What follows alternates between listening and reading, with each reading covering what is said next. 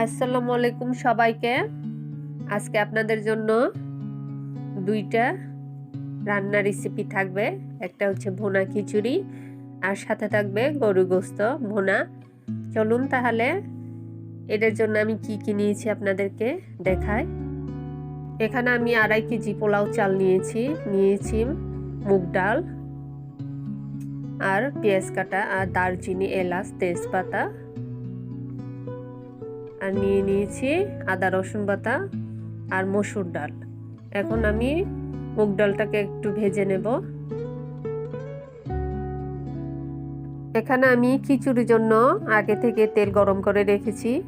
দিয়ে দিলাম পেঁয়াজ আর তেজপাতা, দারচিনি, এলাচ আর আদা রসুন বাটা।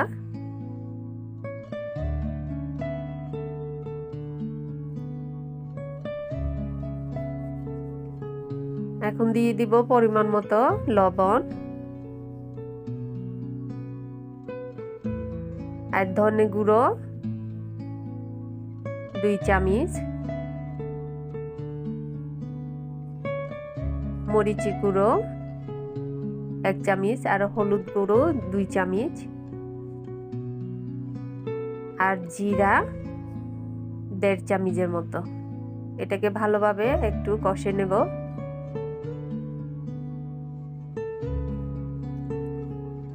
এখন প্রথম আমি পোলাও চালটা দিয়ে একটু ভালোভাবে কষে নেব।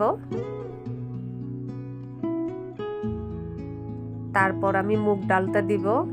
মসুর ডালটা আমি এখন দিব না, মসুর ডালটা এখন দিয়ে দিলে একেবারে গলে যাবে।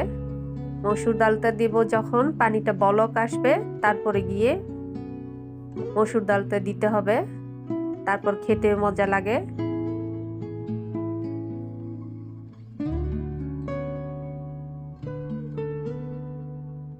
এখন আমি গরম পানি অ্যাড করে দিচ্ছি। এখানে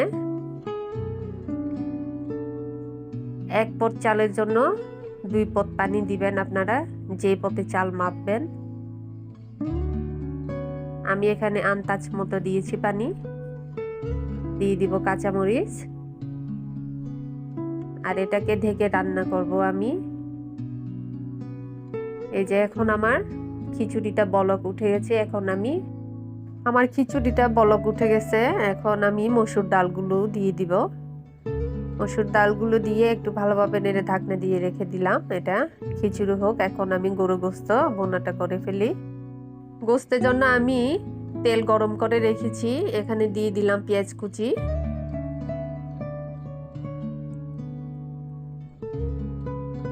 এখন দিয়ে দিব দারচিনি, এলাচ, তেজপাতা,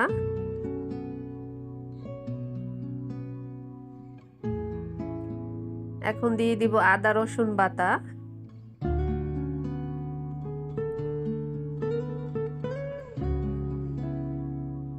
এখন দিয়ে দিব পরিমাণ মতো লবণ।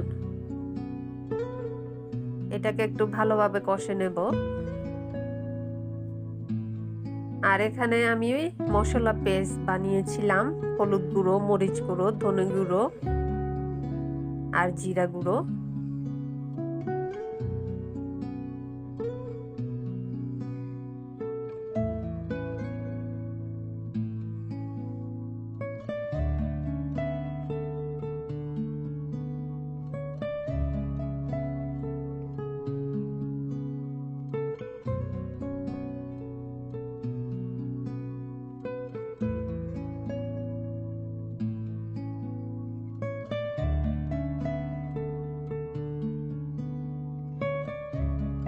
আমার গোস্তটা প্রায় কষা শেষ। এখন আমি গরম পানি দিয়ে মিনিমাম এটাকে 50 মিনিটের মতো অল্প আঁচে রান্না করব। প্রথমটা বলক উঠিয়ে তারপর অল্প আঁচে রান্না করতে হবে।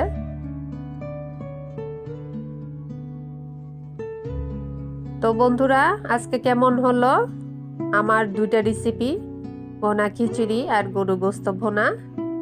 যদি ভালো লাগে থাকে তাহলে একটা লাইক, কমেন্ট আর শেয়ার করে দিবেন আর সাবস্ক্রাইব করবেন। আর পাশে থাকা বেল আইকনটা ক্লিক করে নেবেন, যাতে সবার আগে আপনাদের কাছে আমার ভিডিওটা নোটিফিকেশনে চলে যায়। সবাই ভালো থাকবেন। আল্লাহ হাফেজ।